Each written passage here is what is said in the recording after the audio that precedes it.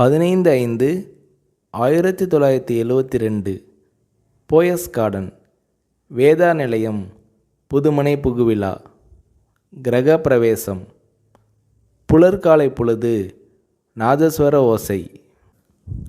தென்னிந்திய திரையுலகின் பட தயாரிப்பாளர்கள், இயக்குனர்கள், கலைஞர்கள், கதை வசனகர்த்தாக்கள், திரைப்பட பத்திரிகையாளர்கள் என திருவிழா போல பெருந்திரள். சளைக்காமல் சலிக்காமல் ஓடி ஆடி உபசரித்தார் ஜெயலலிதா. மாளிகை முழுவதையும் சுற்றி காட்டினார். எப்போதுமே பத்திரிகையாளர்களை சகோதரர்கள் போல கருதும் ஜெயலலிதா அன்று ஒவ்வொரு அறைக்கும் அழைத்து சென்றார். இந்த மாளிகையின் ஒவ்வொரு செங்கல் செங்கலாக அணு அணுவாக பார்த்து கட்டியவர் என் அம்மா.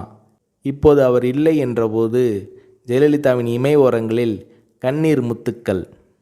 படிப்பு அறை. அங்கே 1000க்கும் அதிகமான தமிழ் மற்றும் ஆங்கில நூல்கள், படித்து முடித்த நூல்களில் குறிப்பெடுக்க அடிக்கோடுகள். உடை அலங்கார அறை. பட்டு புடவைகள் மட்டும் 5000க்கும் அதிகமாக இருக்கும். ஃபேஷன் புடவைகள் பல ஆயிரம். அலங்கார அறை. விதவிதமான ஒப்பனை பொருட்கள்.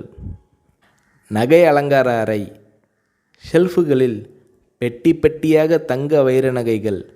பிரத்தியோகமாக ஒரு நகை குடத்தை திறந்து காட்டினார் ஜெயலலிதா. ஒரு பெட்டிக்குள்ளிருந்து சில நகைகளை கையில் எடுத்தார். ஒளி வெள்ளத்தில் மின்னல் கீற்றுகள்.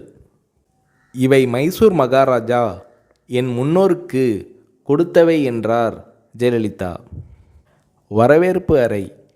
வெற்றி படங்களின் கேடயங்களும் பதக்கங்களும், அப்பா அம்மா படங்களும், ஜெயலலிதாவின் குழந்தை பருவ நடன அரங்கேற்ற படங்களும் வரவேற்பு அறையை ஒட்டினாற்போல் மிதியடிகளுக்கென்றே சிறப்பு அமைப்பு.